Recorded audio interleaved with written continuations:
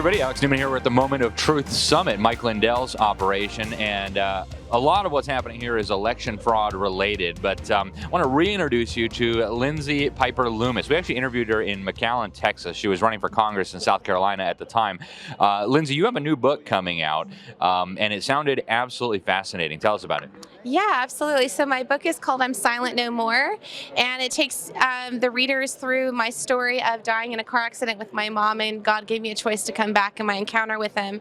And then I was actually trafficked through the Child Protective Services system, and I was put into domestic servitude for 3.5 years, or slavery, and sexually assaulted and raped for 3.5 years, and how I broke out of that, and then all the way to my journey running for Congress.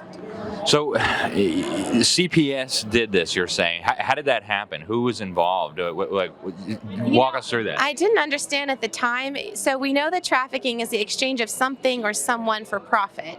And what happens for me in my case was that all of the people that my mom had made arrangements for me to live with, everything just like disappeared. And so I was taken without having a foster care, not going to foster care, without a representative or an ad litem, no caseworker talking to me personally. I was taken across state lines, and I was put into a home without it. It was family, without it being basically checked out. And all of the resources that were supposed to be used were liquidated. They got all of the money, they drained it. The family you were with? Mm-hmm. Okay. They took everything. And I'm not going to tell about the states. In my book, I've protected people's identities, so privacy. But basically, there's an incentive for people, for children, to go through the Child Protective Services system. The state gets money that the federal government gives them. The families get money. It's like you're worth a lot of money. Mm-hmm. And the drug companies get money when they start drugging you. Well, yeah, and then just even placing them in the home. And so all of that disappeared. Everything was just taken away. I was put into this family member's bloodstained underwear and maternity clothes, and I became a slave in the home. So that was the exchange. And when I came forward 3.5 years later, I fled for my life, and I said, I can't do this anymore. It was the last rape encounter, and I went to my high school counselor and I said, I can't do this anymore. And so I escaped. I left, and it was a long journey, but here at almost 40, I'm free.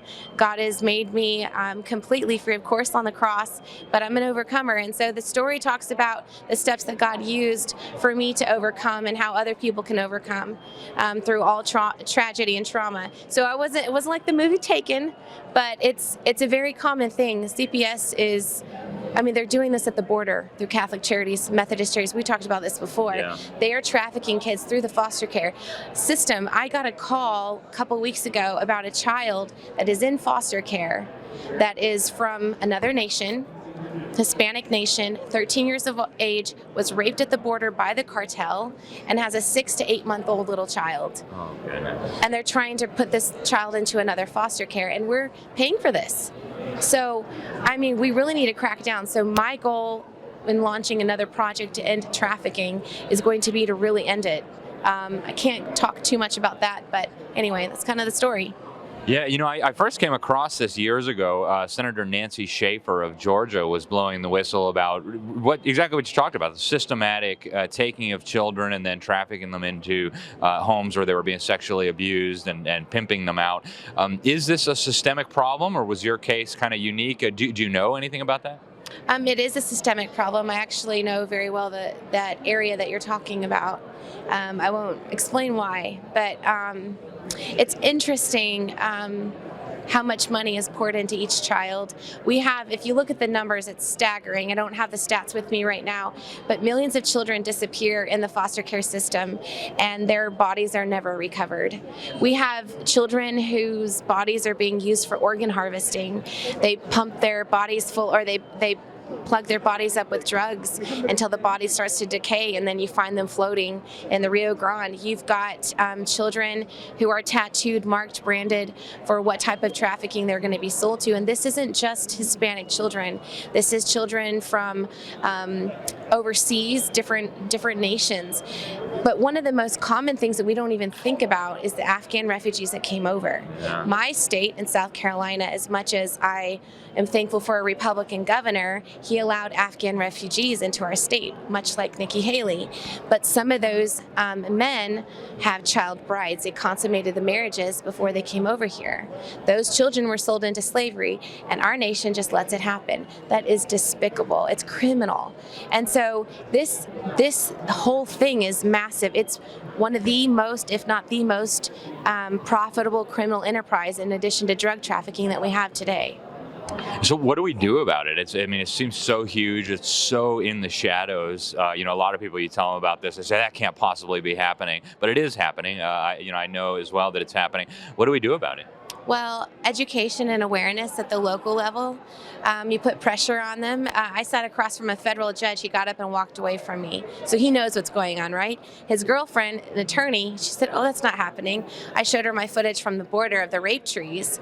And so one of the areas that we really need to start talking about this is like, for example, the Center for Disease Control. They launched the Q-Chat space. Are you familiar with that? Yeah, where they connect the kids with LGBT things. Educating children, but their parents also, on how the traffickers are preying on the vulnerabilities of our kids in their own home. What is trafficking? Defining that, defining grooming. Like what these school boards are doing, they're grooming our children. And then at the other end, you've got the traffickers and the Center for Disease Control that are preying on those vulnerabilities. So it starts out with education awareness. The church has got to get involved. And I mean, we could definitely agree on that.